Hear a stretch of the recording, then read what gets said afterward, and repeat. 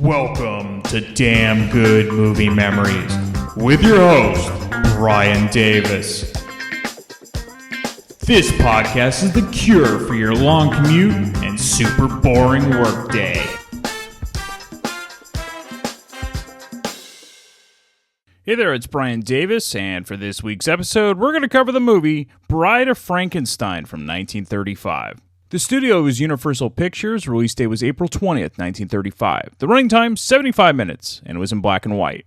Leonard Maltin from his Classic Movie Guide gives it 4 out of 4 stars. His synopsis says, eye-filling sequel to Frankenstein is even better, with a rich vein of dry wit running through the chills. Ernest Thesiger plays the weird doctor who compels Frankenstein into helping him make a mate for the monster.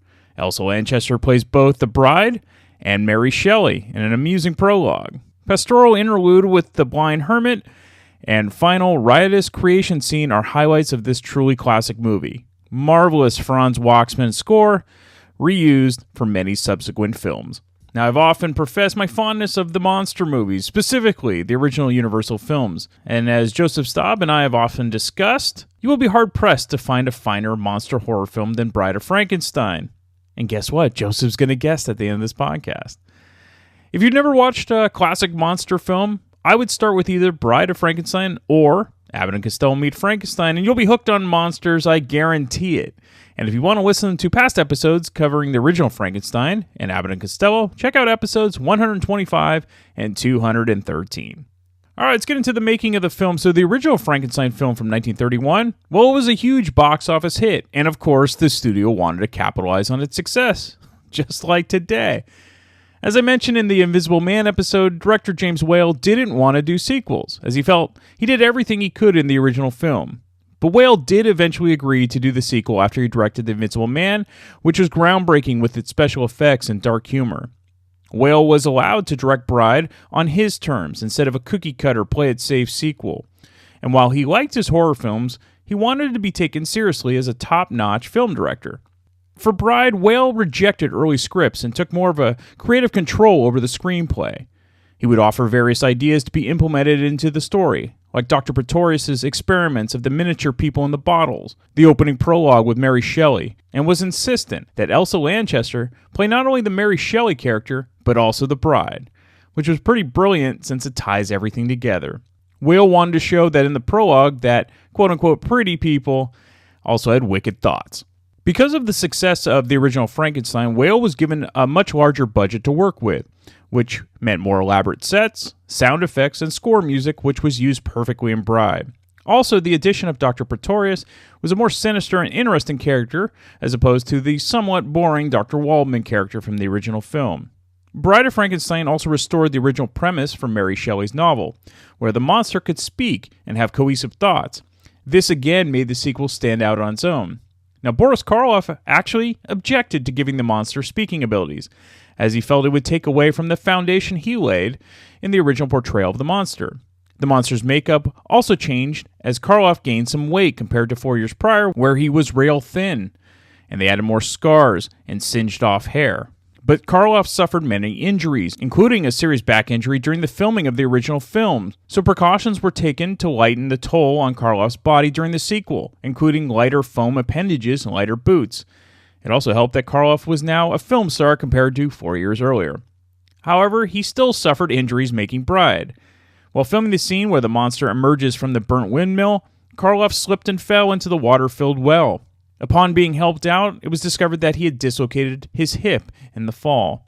His hip was strapped into place and Karloff soldiered on. He continued to receive massage and heat treatments for the hip for the rest of the shooting of the film. As terrific as the Frankenstein monster was, it's the bride's makeup that was incredibly groundbreaking, as it's the most iconic female monster ever made. To this day, even if you haven't seen the film, you know what the Bride of Frankenstein looks like, with her mummy-like clothing and tall hairdo with the silver lightning bolt-style streaks frosted through both sides of her hair. That makeup, again, was done by the legendary Jack Pierce. Elsa Lanchester didn't necessarily have fond memories of Pierce, whom she thought was incredibly arrogant and believed he was the reason why the monsters were popular.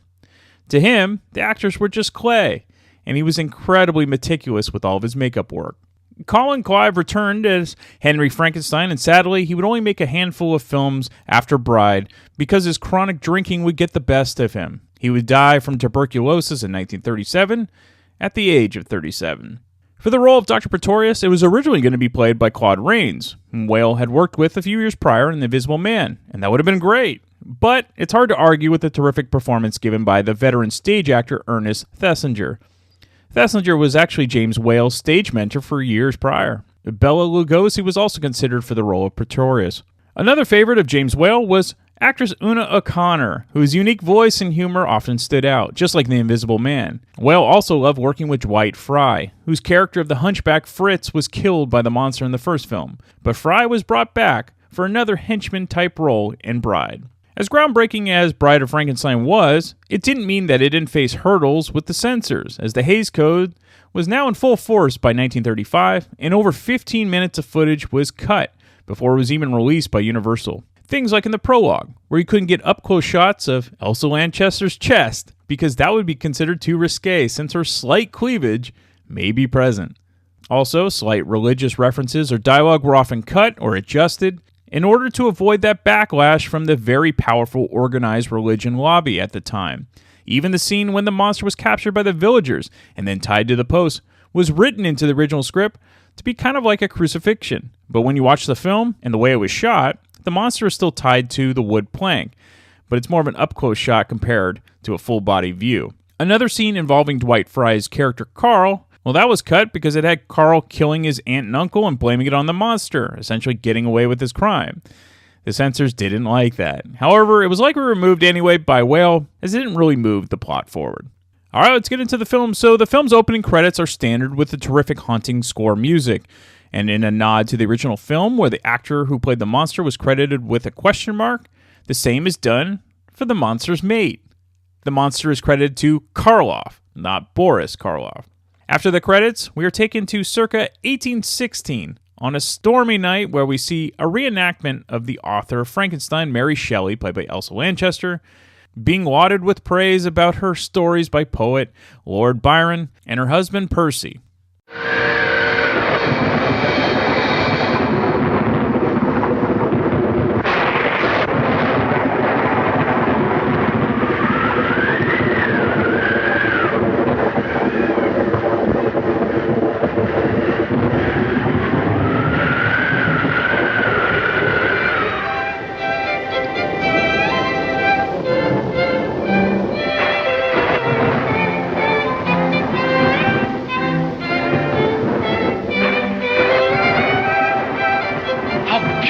Dramatic. The crudest, savage exhibition of nature at her worst without, and we three. We elegant three within. I should like to think that an irate Jehovah was pointing those arrows of lightning directly at my head, the unbowed head of George Gordon Lord Byron, England's greatest sinner. But I cannot flatter myself to that extent. Possibly those thunders of our dear Shelley. Heaven's applause for England's greatest poet. What of my Mary? She is an angel. You think so? You hear? Come, Mary. Come and watch the storm. You know how lightning alarms me. Shelley, darling, will you please light these candles for me? Oh, Mary, darling. Astonishing creature. I, Lord Byron. Frightened of thunder, fearful of the dark, and yet you have written a tale that sent my blood into icy creeps. Look at her, Shelley. Can you believe that bland and lovely brow conceived of Frankenstein? A monster created from cadavers out of rifled graves? Isn't it astonishing? I don't know why you should think so. What do you expect? Such an audience needs something stronger than a pretty little love story. So why shouldn't I write of monsters? No wonder Murray's refused to publish the book. He says his reading public would be too shocked. It will be published, I think. Then, darling, you will have much to answer for. The publishers did not see that my purpose was to write a moral lesson. The punishment that befell a mortal man who dared to emulate God. Well, whatever your purpose may have been, my dear, I take great relish in savoring each separate horror. I roll them over on my tongue. Don't, Lord Byron. Don't remind me of it tonight. What a setting in that churchyard to begin with. The sobbing women. The first clod of earth on the coffin. That was a pretty chill. Frankenstein and the dwarf stealing the body out of its new-made grave. Cutting the hanged man down from the gallows where he swung creaking in the wind. The cunning of Frankenstein in his mountain laboratory, taking dead men apart and building up a human monster, so fearful, so horrible, that only a half-crazed brain could have devised. And then the murder. The little child drowned.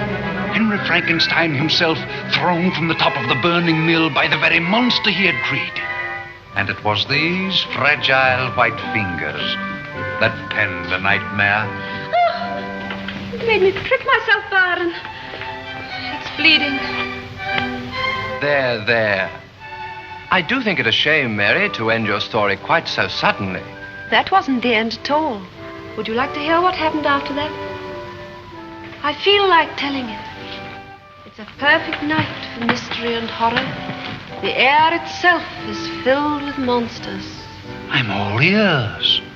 So while the Rocky series from Sylvester Stallone often gets praise for making the recap of the previous film popular, this practice likely began with Bride of Frankenstein, as we saw the highlights from the original Frankenstein in this previous scene. Mary begins to tell her next tale after the burning of the castle by the villagers where the monster was supposed to have met his demise at the end of the first film. We hear Minnie, played by Una O'Connor, mouthing off about how wonderful it is about killing the monster. However, she may have spoken too soon, as she'll come to find out. O'Connor is always a gem in these classic monster films.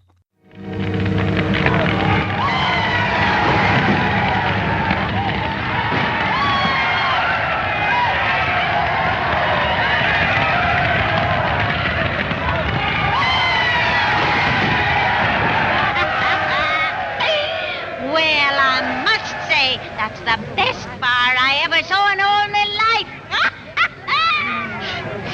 What are you crying for? It's terrible. I know it's terrible. But after all their murders and poor Mr. Henry being brought home to die, I'm glad to see the monster roasted to death before my very eyes. It's too good for him.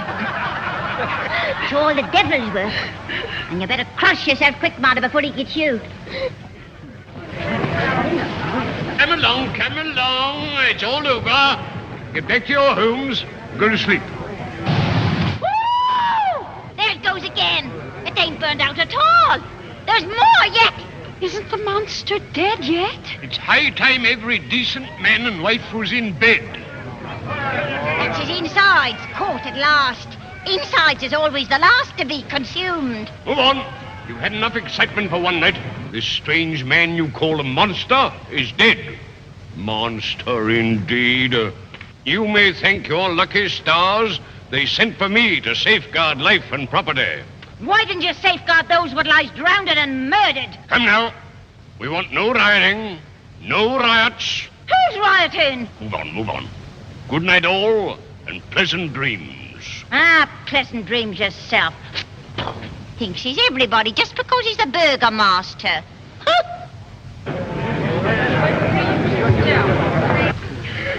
Poor Mr. Henry. He was to have been married today to that lovely girl, Elizabeth. Cover him up. Someone must break the news to the poor girl. Ride as fast as you can to the castle and tell the old Baron Frankenstein we are bringing his son home. Oh, dear. Oh, shut up. Come home, Hans. The monster is dead now. Nothing could be left alive in that furnace. Why do you stay here? I want to see with my own eyes. Oh, Hans, he must be dead. And dead or alive. Nothing can bring our little Maria back to us. I can see his blackened bones. I can sleep at night. Come back, Hans! You will be burned yourself. Maria drowned to death and you burned up. What should I do then?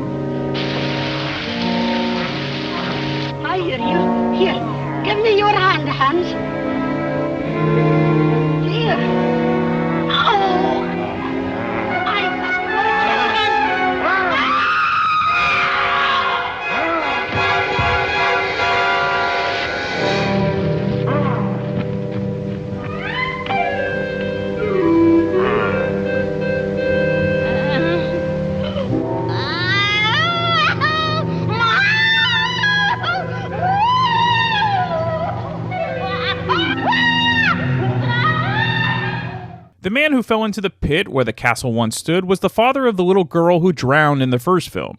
If you remember, the monster thought he was playing with her by throwing her in the water, just like she was throwing flower petals into the water.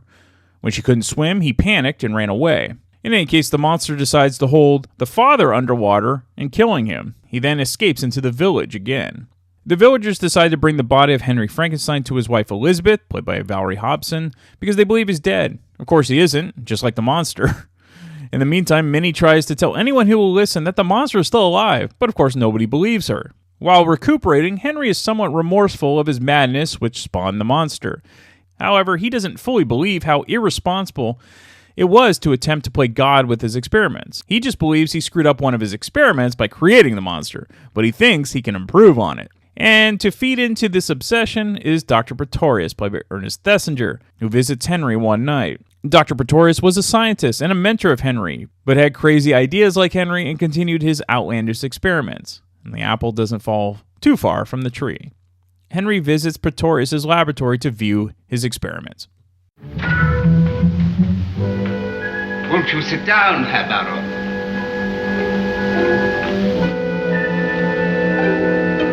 Before I show you the results of my trifling experiments, I would like to drink to our partnership. Do you like gin?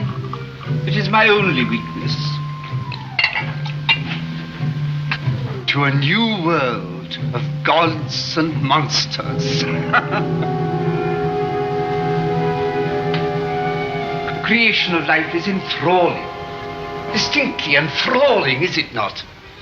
I cannot account precisely for all that I am going to show you, but perhaps now that you are my partner, you can.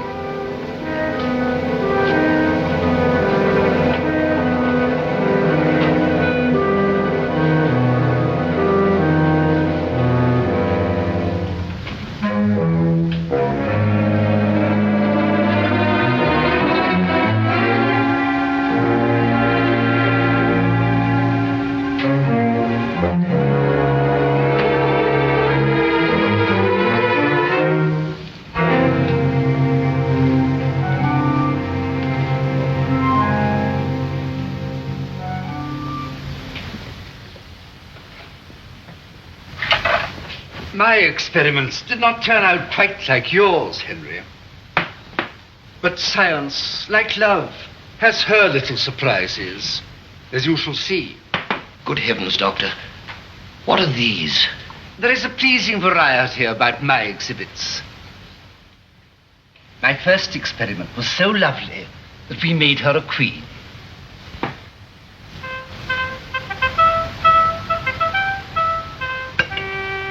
Charming, don't you think? Then, of course, we had to have a king. Now he's so madly in love with her that we have to segregate them. Now, I have to be very careful with the king.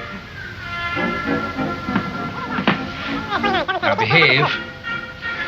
My next production looked so disapprovingly at the other two that they made him an archbishop. He seems to be asleep. I must wake him up. As the next one is the very devil. Very bizarre, this little chap. There's a certain resemblance to me, don't you think? Or do I flatter myself? I took a great deal of pains with him. Sometimes I have wondered whether life wouldn't be much more amusing if we were all devils. And no nonsense about angels and being good. Oh, there's the king out again. Even royal amours are a nuisance.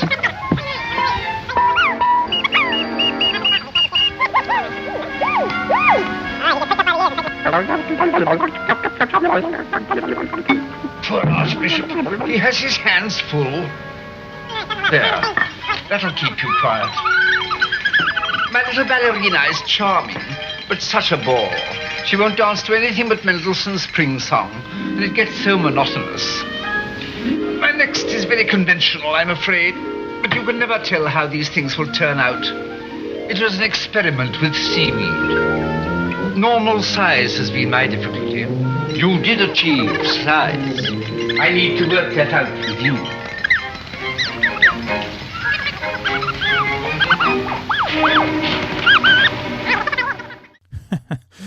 Yeah, miniature people in mason jars. Great job, Pretorius. Henry is horrified by what Pretorius has done and wants nothing to do with him, as what Pretorius wants to do is create an army of people. And to do this, he needs to create a woman to procreate with the monster. Speaking of the monster, he is now alone in the woods, looking for food, water, and shelter. However, a woman trying to herd her sheep is startled by the monster and falls into a pond. The monster attempts to save her, but she screams, and 2 hunters hear the screams and shoot at the monster, wounding him. Word spreads throughout the village that the monster is still alive. The monster is again chased like in the first film, but he's not set on fire, but he's captured and tied up and then locked into a prison. Of course, no prison can hold the monster.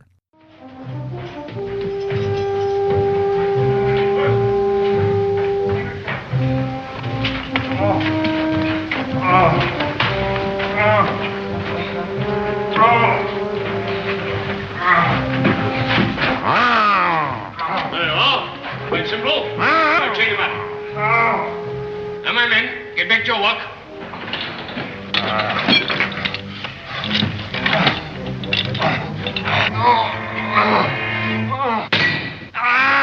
Dick here.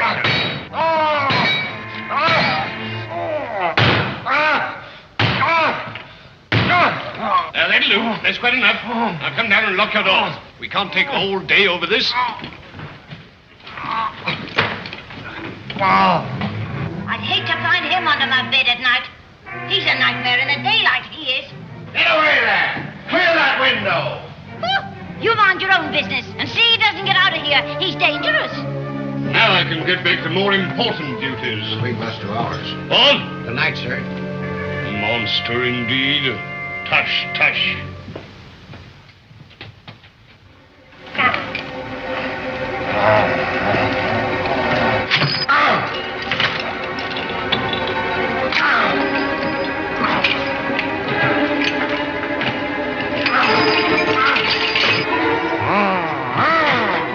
He's loose! Shoot him!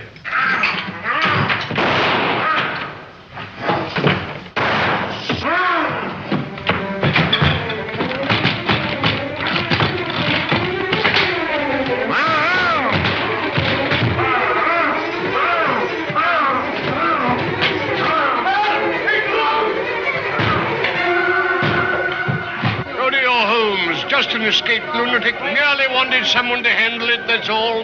Quite harmless.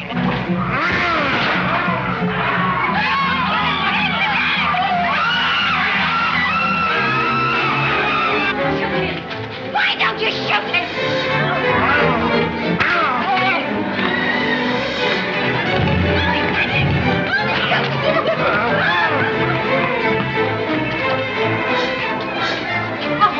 Where's Frida?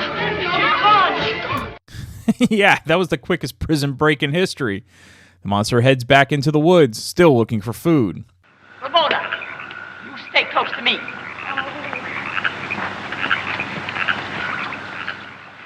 We better get away from these parts. It isn't safe. Why? I'm frightened. The monster. Ah, there's no danger. He's safe in jail and they'll keep him there. Where's the pepper and salt? We got no pepper and salt. All right, Mother. I'll get it.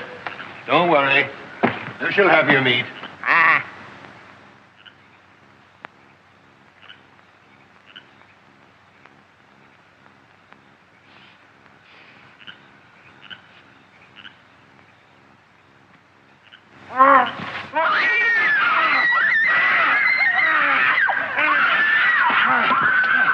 Get away from her!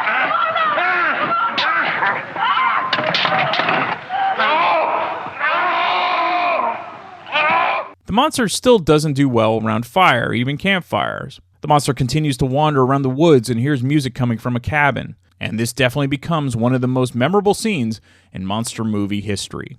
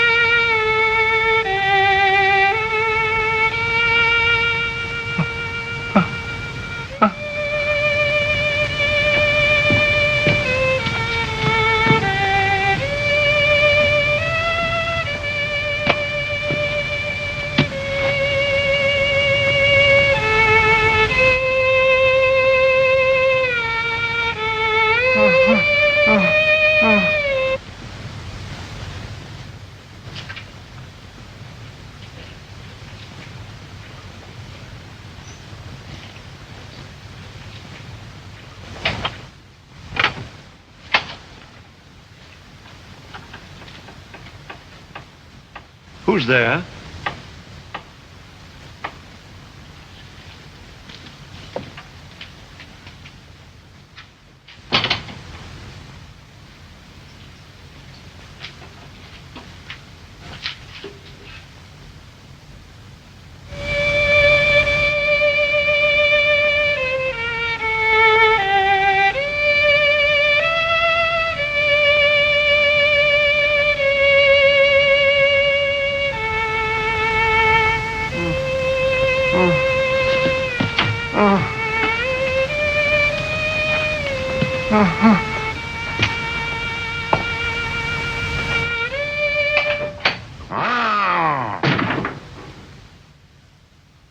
Who is it?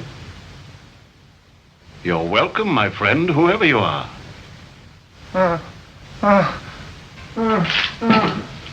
Who are you? I think you're a stranger to me. I cannot see you. I cannot see anything. You must please excuse me, but I'm blind.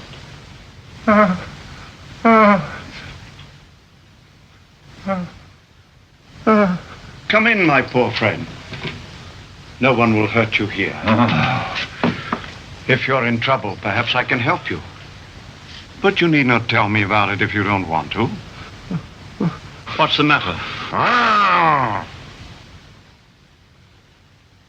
You're hurt, my poor friend. Come.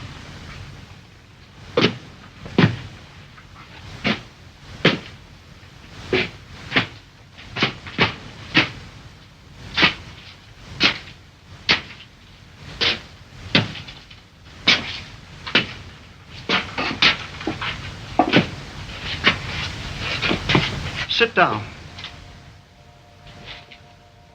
Now tell me, who are you? I don't understand. Can you not speak? It's strange. Perhaps you're afflicted too. I cannot see and you cannot speak. Is that it? If you understand what I'm saying, put your hand on my shoulder. That is good. No, you stay here. I'll get you some food.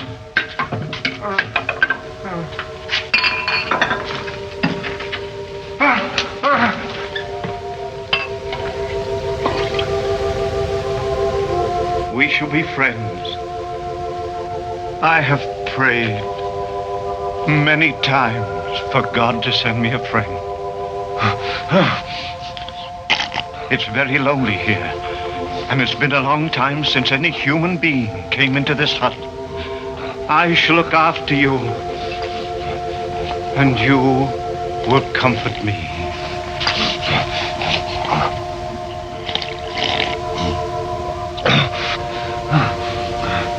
Now you must lie down and go to sleep.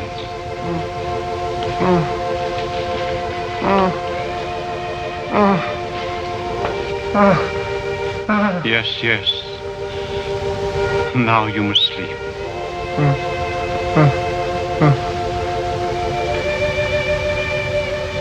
Our Father, I thank thee that in thy great mercy thou hast taken pity on my great loneliness, and now out of the silence of the night hast brought two of thy lonely children together and sent me a friend to be a light to mine eyes and a comfort in time of trouble.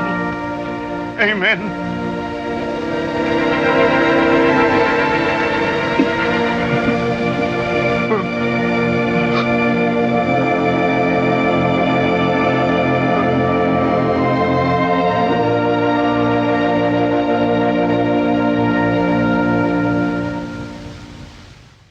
In a film filled with terror and dark humor, you'd have to be made of stone not to be touched by this scene, and watching the monster shed tears by finally finding someone who has accepted him. This scene absolutely still holds up today. The blind man, played by O.P. Heggie, teaches the monster how to speak and understand basic concepts. And now for our lesson. Remember, this is bread. Bread. Bread. And this is wine. To drink.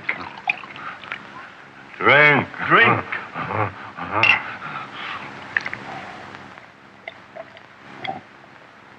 Good. Good. We are friends, you and I. Friends. Good. Good. And now for a smoke.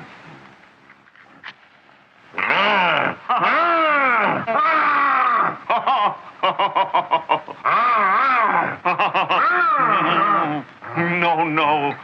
This is good. Smoke. You try. Oh.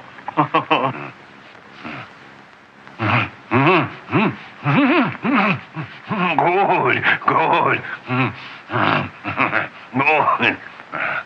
Good.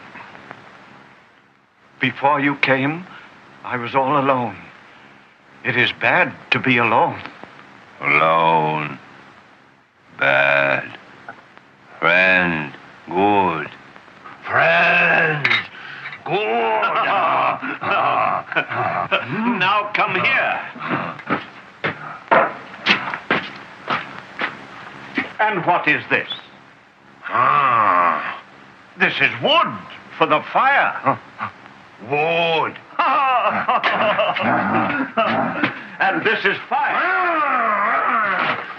No. Fire is good. Fire. No good. No. There is good and there is bad. Good. Bad. Good. Music.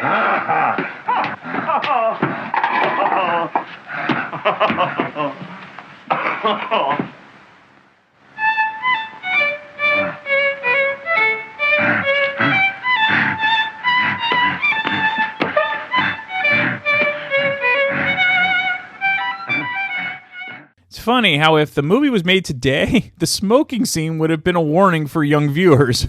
But I digress. Again, the scenes between Karloff and O.P. Heggie are fabulous, and really are the heart of this film. Unfortunately, the good times don't last long for either person, as two villagers stop by the cabin and find the monster with the blind man. The monster reacts violently and accidentally sets the cabin on fire. The blind man is rescued by the two villagers, but is sad that he no longer has his friend that he wanted so badly. The monster again wanders around, this time in a cemetery, and he's upset that he no longer has a friend.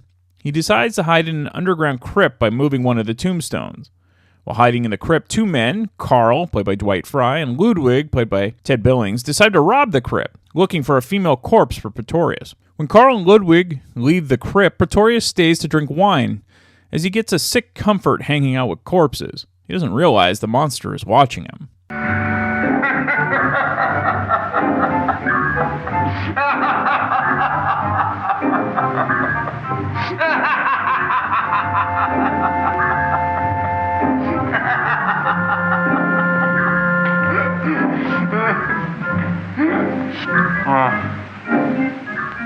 Oh, I thought I was alone.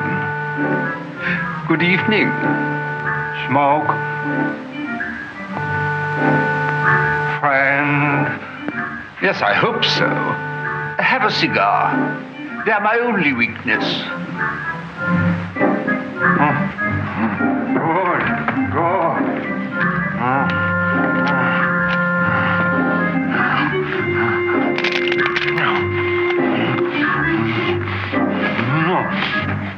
Drink. Good.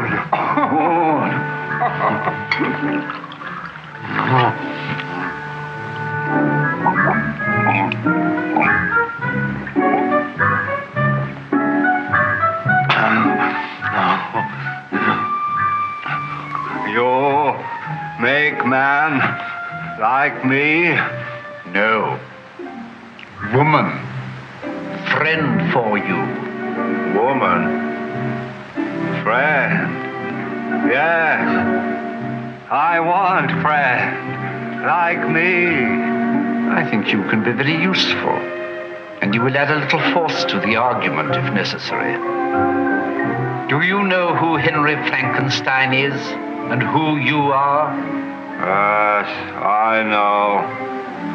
Made me from dead. I love dead. Hate living. You're wise in your generation. We must have a long talk, and then I have an important call to make. Woman.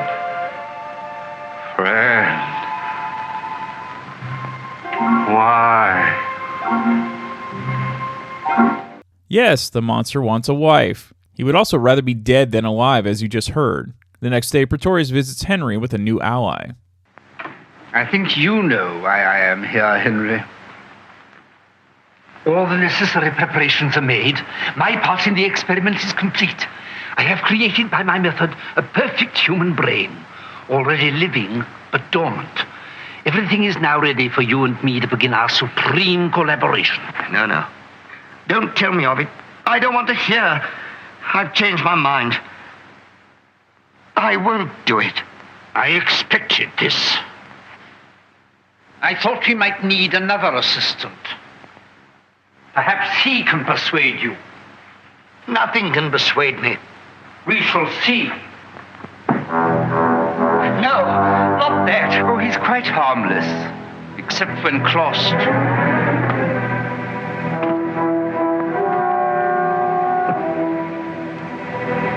Frankenstein. Yes, there have been developments since he came to me.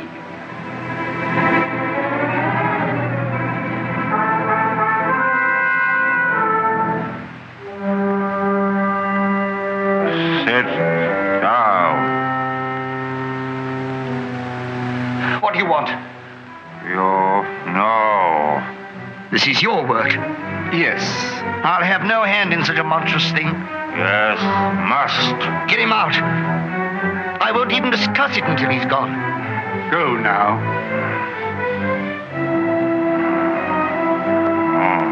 Go.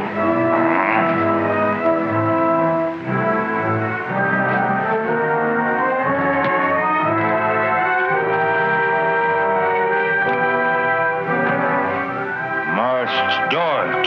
Never. Nothing can make me go on with it.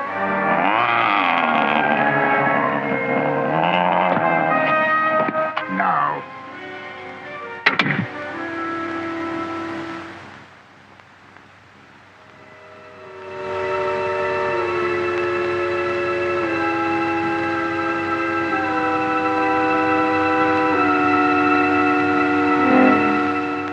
Pretorius instructs the monster to go into the room where Elizabeth is staying. He then grabs her and disappears. Pretorius knows he now has Henry's attention, and that he must help Pretorius create a female bride for the monster. Alright, there's about 20 minutes left, and plenty of thrilling terror still remains, including one of the best reveals in film history when we see the bride.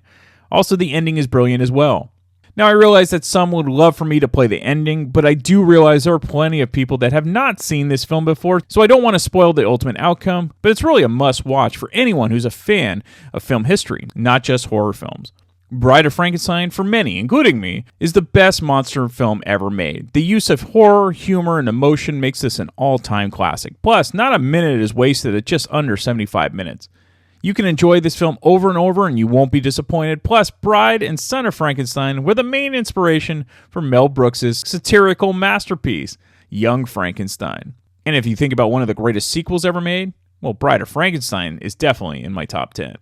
Alright, some fun facts. Elsa Lanchester said that the famous hiss that comes from the bride at the end of the film was inspired by how a swan reacts when you get too near them or near their young. Lanchester and her husband Charles Laughton would often feed the swans in a park in London. Now, Lanchester was only 5'4", but for the role, she was placed on stilts that made her over 7 feet tall. The bandages were placed so tightly on her that she was unable to move and had to be carried around the studio and fed through a straw. Lanchester had to spend days wrapped up tightly in bandages. She needed to be fed by her dresser since her fingers were wrapped. According to one story, one of her stand-ins had a screaming attack of claustrophobia. James Whale and a studio psychiatrist selected 44 simple words for the monster's vocabulary by looking at the test papers of 10-year-olds working at the studio. Not long before filming began, Colin Clive broke his leg in a horse riding accident. Consequently, most of Henry Frankenstein's scenes were shot with him sitting. The musical soundtrack of this film proved to be so popular that it was again used in Flash Gordon, Buck Rogers' serials, starring Buster Crabbe. Now, David Niven screen tested for the role of poet Percy Shelley in the introduction sequence, but he was passed over.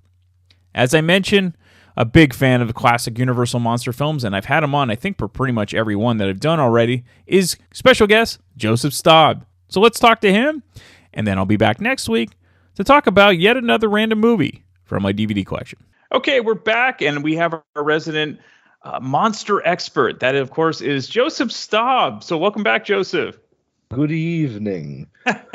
Thanks for having me, Brian. Always good to be talking about Universal monsters. Right. There is hope for the younger generation because I think, you could be hosting like they have these Svengoolie and these monster, creature features of the 60s and the 70s on TV. I think you could eventually morph into that. That would be a fun career. Right? I think that would be the best. I always wanted to be like a TCM host. All you have to do is do those quick little bits. But so we've chatted about many Universal horror films, and I'm pretty sure this is your all-time favorite. Yes. Yeah. No. Okay. This is the one that I had the poster of on my wall. Right. So I mean, it's not often that a sequel is more revered than the original film, and so I'm going to put you on the spot. Besides Bride of Frankenstein, can you name any sequels that you enjoy more than original of any genre? I mean, you definitely get a lot of the ones you hear a lot. Empire Strikes Back. Personally, I mean, you hear Godfather 2 thrown out a lot. I'm a Godfather 1 guy. Okay. So that wouldn't necessarily be one that I prefer the sequel, but I mean, you get into a lot of like slasher movies. Friday the 13th Part 2 is my favorite Friday the 13th movie. Halloween 3 is my favorite Halloween movie. Right. So stuff like that, or you get into a lot of that sort of stuff. But generally, films that either have one or many sequels, the sequels never really quite live up to the hype a lot of the time. Right. But in this case, I would definitely say that is not true. As much as I do love the original Frankenstein, and it is another of my favorite Universal monster movies, I definitely have to say Bride of Frankenstein tops it in almost every way. Mm-hmm. So what about, to you, makes Bride the superior film over the original? Because let's face it, as you said, the original is still awesome, but there's something about Bride that makes it almost a perfect early monster film. Mm-hmm. So I think it gives Karloff more to do. Mm-hmm. I think that is something that is definitely a plus. I think that it is able to stretch itself away from some of the source material a little bit. It takes some unused parts of the book that weren't used in the first movie, but I mean, the first movie is very tethered to, okay, we have to tell the origin story of the monster, and boom, throws Dr. Frankenstein off the windmill burns down, boom, end of movie.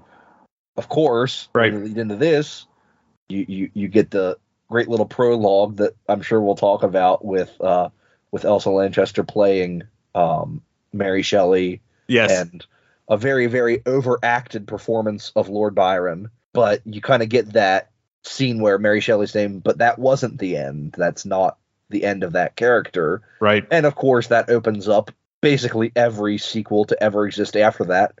Basically the false finish from the first movie.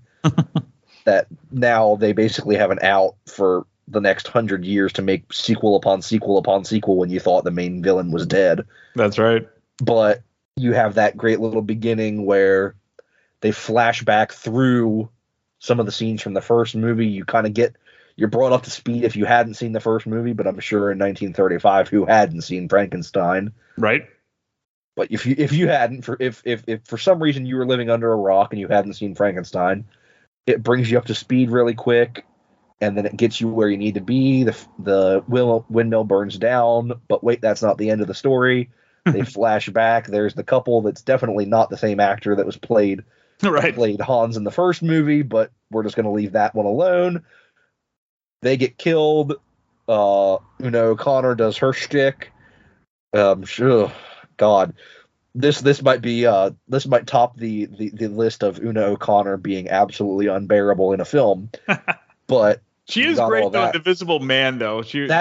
I love her in that, and we've talked about that movie before. I definitely love her in that. But this is 2 years later and about 2 more doses of Percocet. So it's just over the. That's a lot of this film is very over the top. Sure. And in some cases, I think it works very well. We're introduced to Dr. Pretorius, Ernest Thesiger, who does over the top and camp very, very well. Mm-hmm. And then you have something like Una O'Connor or Gavin Gordon as Lord Byron that's very over the top in kind of a ooh kind of way. Cringy, yeah. Very cringy, especially if someone in my generation who wasn't accustomed to watching films from the 30s watched it, they definitely cringe very hard at those characters. But then you have something like Ernest Thesinger's portrayal of Dr. Pretorius that is very camp and modern in a way, actually. I mean, especially with kind of some of the subtext that this film, because of the director and the star, kind of gets into. You see a lot of the subtext about sexuality and that sort of thing in the character of Dr. Pretorius, leading Dr. Frankenstein away from his bride, away from his future, back to the evils of science and the evils of making a monster. But yeah, in general, I think just pretty much everything in this film is done better than the first movie. The laboratory scenes are even bolder, and there's more things exploding and going in circles and shooting sparks off than there were in the first movie. And I mean, in this one, you have Frankenstein's monster throwing people off the top of the castle at the end. Yeah. Everything's on a bigger scale. I mean, the monster speaks. It's on the poster. It's on the poster. You hear the monster speak.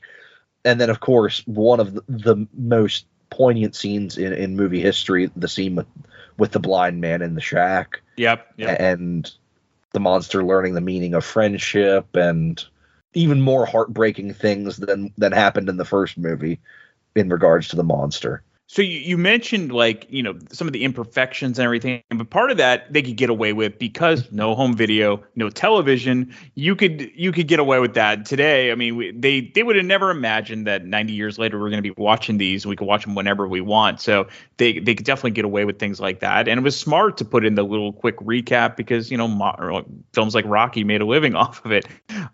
You mentioned the prologue. Did you like this, or do you think it was necessary?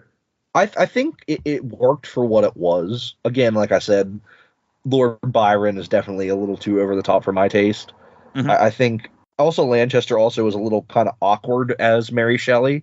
Mm-hmm. It kind of seemed a little awkward, but I think it was necessary in a way, because in 1935, how are you going to explain away a sequel to Frankenstein? Right. You have to kind of set up. You get people in, you get people set up as to, okay, here's what happened in the last movie. You thought it ended there. By all intents and purposes, it should have ended there. Mm-hmm. But it didn't, and this is how they kind of explain that away. You see the author herself saying, but no, that's not the ending. It didn't end there. Mm-hmm. And then you find the monster's charred corpse underwater in the windmill. Yep. And so you have that kind of lead right into the film, and the monster immediately goes on this little mini rampage of Hans and his wife, and so you kind of have that happen, and that's what kind of leads into the rest of the movie. Immediately, they're hunting the monster. You have the very, very, again, like in the first movie, the very overt Christian imagery of the monster being crucified, pretty much. Oh yeah. And so you have the very overt Christian imagery there. You have, was this the one where the film fades out on the image of Jesus on the cross? Yes. Was that? Yeah. I couldn't remember if it was this or if it was the first Frankenstein movie. I want to say where it fades out and it's kind of illuminated Jesus on the cross, and then it fades out even past that. I think it's this movie. I think it's this one too, because they had to get. I think it's when he's censors. I think it's when he's in the beggars. Yeah, because this would be when the code had been enforced, so they probably had to get away with it. I mean, I'm glad you brought up the whole Mary Shelley thing, because there is that Easter egg kind of gotcha moment that, oh, that's going to be the bride. So, but nobody can even, predict that. So this film is chock full of wonderful scenes. You mentioned a few. It's only 75 minutes, so it really goes by quick. You mentioned one in particular. I mean, The Blind Man in the Woods is amazing. It's heartfelt. Of course, perfectly parodied in Young Frankenstein. And then, of course, I mean, if you haven't seen this film, I mean, come on. But the bride reveal at the end, I mean, just amazing. Give me your thoughts on both. Yeah, no, the blind, like I said, the blind man scene is probably one of my favorite scenes in film. I mean, it's just, oh wow, it's such a powerful scene, and this character of Frankenstein's monster that has basically, you see in the last film, woken up into this world where it doesn't know what it's supposed to be. And you see the monster struggle with that, and the scene with Maria and her accidentally drowning, and then the windmill scene, and then coming into this and immediately getting hunted down through the woods and crucified and everything, and then rushing in and finding this blind beggar who the only reason that he is not judging the monster is because he is blind. Right, and has no friends. Has no friends, and he is kind of, it's shown to be this kind of kindred spirit to the monster, and is able to teach the monster things, and then to talk and all this, and smoke, which 1935, that's apparently a good thing. Smoke is good. Eat and drink and smoke and everything you'd want to do in life. But, absolutely.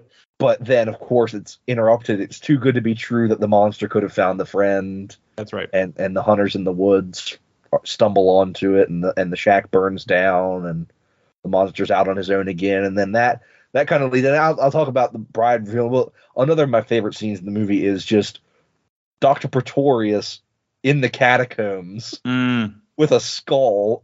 Drinking a glass of wine, just like what's this dude doing down here?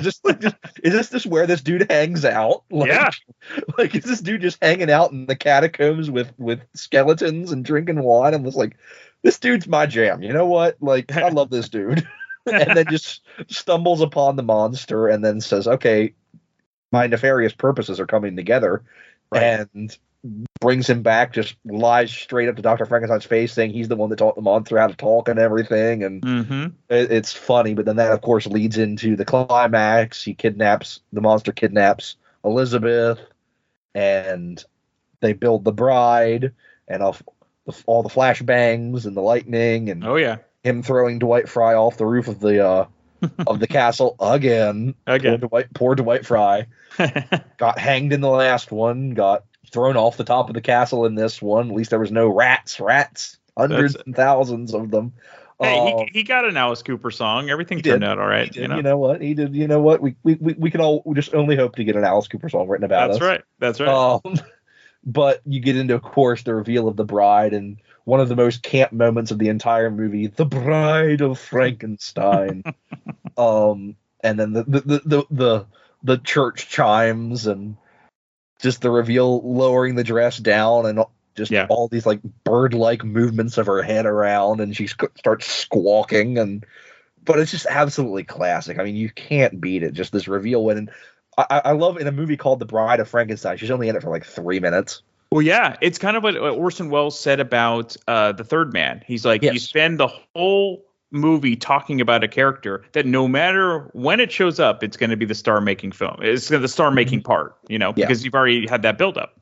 Yep. Unless you're a film buff and or like an early, monster fan, I don't think many people realize how great of a director James Whale was. I mean, he arguably directed 3 of the greatest horror films of early film, with the first 2 Frankenstein films and then The Invisible Man. All 3 we talked about. Did you ever see the biopic about his life called Gods and Monsters? I did. I think it's a very, very interesting film. Whether how historically accurate it is up for debate a little bit. I know his estate was a little bit peeved, let's say, at the interpretation of him being this like lecherous kind of, as the British might say, sex pest. Yeah. But I mean, particularly the scenes of the making of this movie are really cool.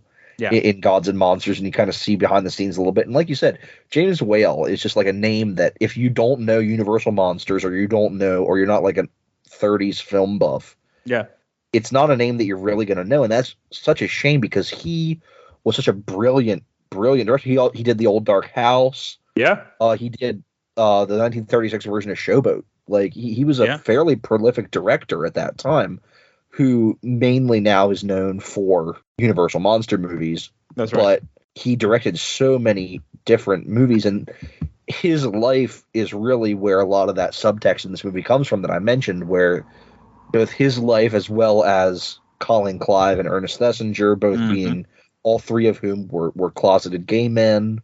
It really brings a lot of that into the movie, and kind of like we said, the themes of isolation and loneliness and allure of this like not the unknown, but like something you're not supposed to be doing. This allure of making these monsters, and kind of the entire theme of the movie. And it was something that was very personal for James Whale. It was very personal for Colin Clive and Ernest Thesiger, and you really see that reflected a lot in both what's the actual story of the movie as well as the subtext.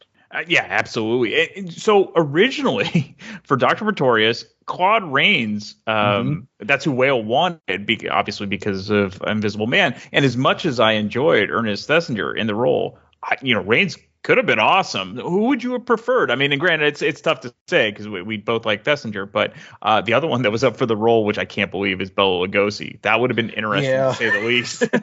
I mean, I feel like every time they made a Universal Monster movie, Bela Lugosi was figured in for something. Sure. Like, I mean, how many times was he asked to play Frankenstein's monster? How many times he was in The Wolf Man. He eventually played Frankenstein's monster. That's right. I feel like when it comes to, if they did do Claude Rains, I feel like it would be such a different character. I cannot see Claude Rains portraying Dr. Pretorius in this way. He plays insanity extremely well in The Invisible Man, but it's so detached from him because he's invisible.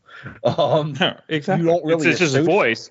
It's just his voice and the movements of like a suit. Or like someone wrapped in gauze. When I think Claude Rains, I much more think the Wolfman's father. I think like that, like paternal figure, than something like the Invisible Man, which clearly he can portray insanity very well. But I think for me the role is just too perfect for Ernest Thesiger, especially the scene where he's showing Dr. Frankenstein all of his homunculi, all of his little creations. It's just so perfectly morbid. Or like I mentioned, the scene where he's sitting there drinking his wine with the skull. And it's just like this actor and this character are just so perfectly married in these scenes. I can't picture anybody else, even somebody as prolific and amazing as Claude Rains, doing the same job. All right. So your final thoughts, obviously this is your favorite. So how often do you go back to it? I mean, do you watch it once a year, or do you watch it more often, or is it so ingrained that you like to check out other ones because this is kind of like your greatest hit? It differs a little bit. Sometimes it's once a year. Sometimes I throw it out more often. If I'm there was a podcast I listened to that did a Frankenstein retrospective not too long ago, so I pulled out the Blu-ray and did all of them. Nice. And so it every now and then I'll pull it out. If I want to watch a Universal monster movie, usually I do lean towards a Frankenstein movie, whether it's the first one or this one, or even I'll pull out something like Son of Frankenstein, Ghost of Frankenstein, or the one I definitely watch the most often would be Abbott and Costello Meet Frankenstein. Absolutely, yeah, definitely is the one I watch the most. But this movie is just, again, so ingrained. I do still watch it a lot.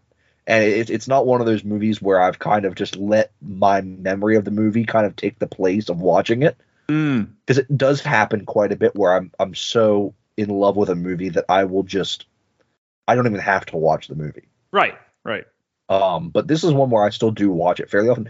Because like you said, it's a short watch. It's only 75 minutes. It's a short, quick, it's a jaunt. The movie, it never really slows down.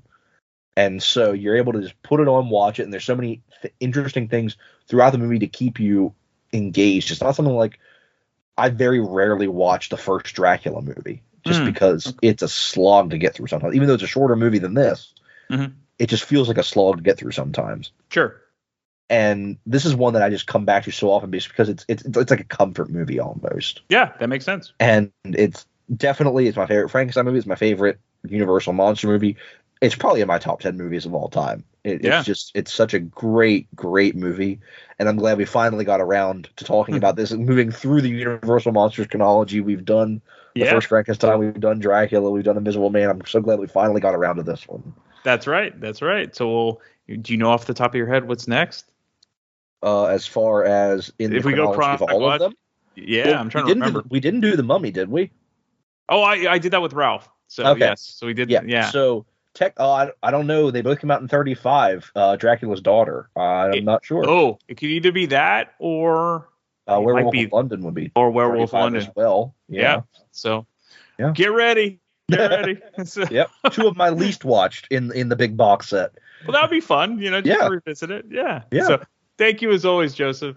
Yeah, thanks as always. I'm glad we finally got around to this one. I'm always love talking Universal monsters. Smoke good. If you enjoy this podcast and are an iTunes user, please do the show a favor and head on over to the official iTunes page for Damn Good Movie Memories. Be sure to leave a rating and a review. This will allow the show to appear higher in the algorithm and spread the joy of this podcast to the masses. If you are not an iTunes user, you can still listen and subscribe on Podbean at damngoodmoviememories.podbean.com. Be sure to like us on Facebook under our Damn Good Movie Memories page. You can also listen to a limited number of episodes on YouTube. I hope you enjoyed this week's episode and be sure to tune in next week for an all-new episode of Damn Good Movie Memories.